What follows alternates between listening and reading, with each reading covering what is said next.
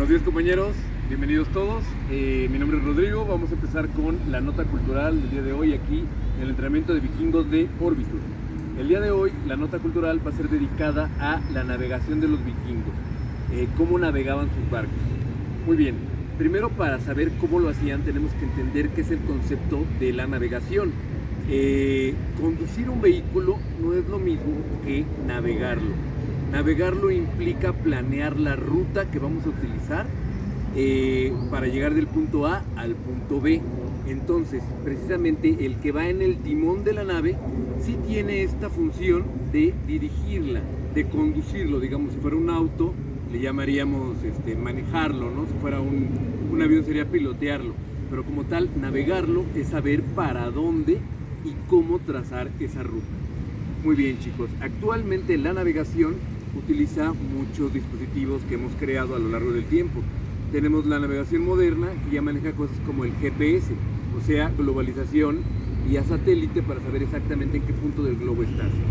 Obviamente los vikingos no tenían ese tipo de cosas, estamos hablando de una diferencia de 1000 años, ¿no? Para que eso pasara, de 2000 años para que eso pasara. Entonces, ¿qué otras formas hay de navegar? Tenemos la navegación mediante la brújula y la navegación mediante los mapas en los cuales podemos trazar rutas, pero esas cosas no se usaban durante la época de los vikingos. Las brújulas como tal, como las conocemos hoy en día, no se manejaban y los mapas tampoco eran muy comunes. Recuerden que los vikingos casi no escribían cosas y muchas veces escribían cosas en runas, menos iban a estar dibujando mapas como tal.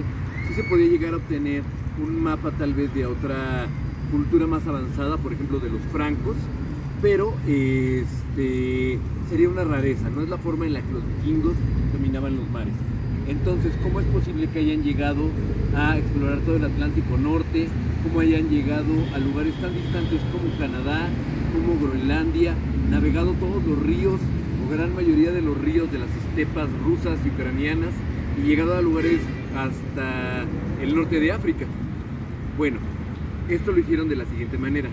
Primero que nada hay que pensar que nosotros tenemos una forma de pensar, de concebir el mundo muy diferente que tiene que ver con libros, lógica, datos. Los vikingos tienen una experiencia más cercana a la experiencia cotidiana de todos los días. El ver el cielo, ver las montañas, la forma de las costas. Entonces mucha de la navegación que se hacía era únicamente observando esos pequeños marcadores que les iban recordando que esa era la ruta correcta. Por ejemplo, sabían que tenían que salir de la costa de Dinamarca y cuando se viera una especie de roca en forma curiosa, digamos en forma de algún animal o algo así, esa podrían decir, por ahí hay que seguirse para llegar a Irlanda.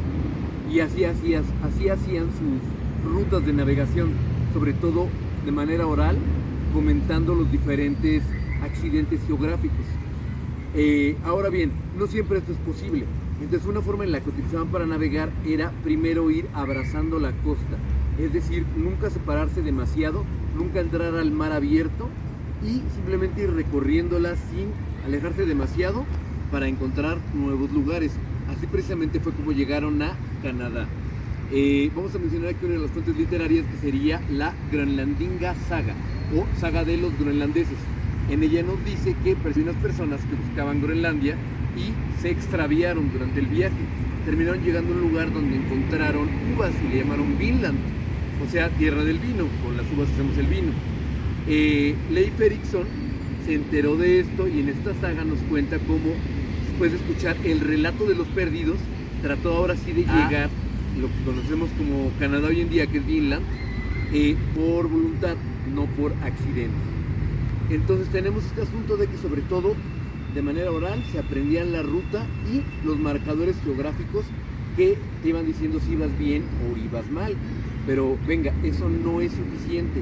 Entonces aquí vamos a entrar al terreno especulativo de cómo se navegaba. Primero que nada vamos a hablar de una teoría de 1967, estamos hablando de los 70s. De aquí, de ese momento a ahora, ha habido distintos avances y distintos investigadores han tratado de desmentir esta teoría. Pero bueno, en 1967 se dio una teoría por Thorkild Remarque y él nos habla de que probablemente se usaba un cristal solar o piedra solar para poderse ubicar.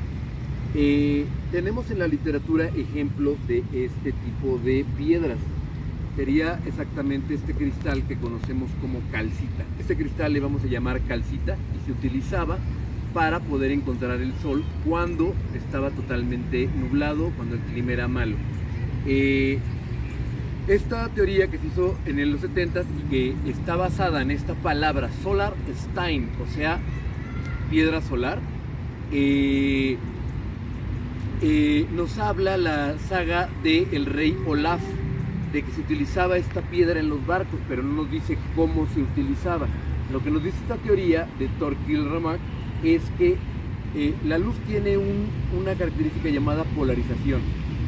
Nosotros no la vemos, algunas aves y algunos pájaros la pueden ver y se puede ver con algunos instrumentos.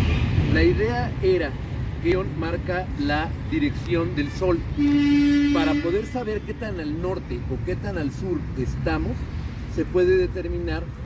Obviamente yo, un marinero experimentado que lo sepa, que lo haya notado, que tenga la experiencia al menos, lo podemos saber por la relación del horizonte con la altura del sol. Así más o menos podemos saber a qué latitud estamos, qué tan al norte o qué tan al sur. Se decía que los vikingos ponían, obviamente con un soporte adecuado, esto no solo con mi mano, ponían esta piedra solar y obviamente cuando estuviera justamente por encima, en el mediodía, le iba a pegar totalmente directo a la piedra solar. Mientras no le pegara directo, la luz que iba a salir refractada por abajo iba a ser difusa. Justo cuando el sol estuviera encima de la piedra, el círculo, el punto de luz iba a ser muchísimo más claro abajo, sabiendo la posición exacta en ese momento del sol, aunque hubiera tormenta, aunque estuviera nublado, aunque realmente no viéramos el sol. Esa es la teoría de cómo se navegaba con la calcita, pero hay que dejar bien en claro que no se sabe si era cierto o no. Simplemente está la mención en la saga del rey Olaf y está esa teoría de los 70s. Hay un hallazgo arqueológico, pero pertenece a los años 1600, de una nave que se hundió cerca del Atlántico Norte, y ahí sí se encontró un cristal grande de calcita que probablemente era utilizado como esta forma de encontrar el sol. Pero estamos hablando de algo que pasó pues 600 años después, 500 años después de los vikingos. Aún así está en una zona cercana a donde ellos eran, por lo que puede ser que estén relacionadas y puede ser que se utilizaran de una forma parecida. Muy bien, finalmente vamos a hablar de la última forma de navegación que muchas veces se confunde con la piedra, que sería utilizar una brújula solar. ¿Okay? En este caso tenemos un disco que tiene ciertas marcas y tiene alguna especie de marcador vertical, generalmente es un palo. Entonces, al momento de que el sol va avanzando sobre el cielo, va marcando diferentes líneas esa sombra. Dependiendo de qué tan al norte o que estamos al sur, las sombras, las curvas que se van marcando en este disco de madera son diferentes. Obviamente a diferente latitud vamos a tener diferentes lecturas y por lo tanto se necesita una tabla con la cual correlacionar. Algunas personas que utilizaron este tipo de navegación de una manera mucho más avanzada serían gente como los árabes, que ya tenían el astrolabio y precisamente manejaban estas tablas para saber en dónde estaban. Obviamente no se ha recuperado nada parecido entre los vikingos, no sabemos nada por el estilo que los vikingos hayan utilizado, pero es probable que, aunque no tuvieran estas tablas, se lo aprendieran de memoria, como muchas cosas que hacían los vikingos. Al no tener escrito, pues muchas cosas se recordaban, los poemas, las historias, los cantares, era algo totalmente oral y algo totalmente memorizado. Puede ser que las alturas de estas líneas hechas con la brújula solar fueran un asunto totalmente de memoria. Y bueno, finalmente así es como navegaban los vikingos. Tenemos las tres formas de navegar. La primera sería navegar siguiendo las historias que me han dicho y comparándolas con los marcadores, buscando montañas, rocas, costas de formas curiosas para utilizarlas como marcadores de que la ruta es correcta. Segundo, puede que hayan utilizado cristal de calcita, o sea, solar steins, para poder ubicar el sol, como nos dice la saga del rey Olaf, aunque no sabemos a ciencia cierta si esto así era. Y tiene alrededor de 50 años esta teoría, por lo que ya puede haber otros paradigmas, otros panoramas al respecto. y la brújula solar, que no requiere el uso de la piedra y que más bien simplemente sería como este reloj solar que va marcando diferentes curvas. Y bueno, como bonus point podríamos decir que una forma de navegar que a veces utilizaban era apoyándose de algunos compañeros animales. Por ejemplo, cuervos o algunas otras aves nos pueden decir que estamos cerca de la costa y estamos cerca de llegar a tierra. Incluso hay algunas historias que nos muestran que si un cuervo ya traía como alguna presa, traía como alguna especie de planta, pues nos puede dar un indicador de que no debía estar muy lejos de donde anidaba. Pues muy bien, compañeros, esa sería a grandes rasgos cómo navegaban los vikingos, y en siguientes notas culturales seguimos profundizando en este tema. Muy bien, muchas gracias a todos, nos vemos la siguiente vez, recuerden darle like y suscribirse. ¡Hail!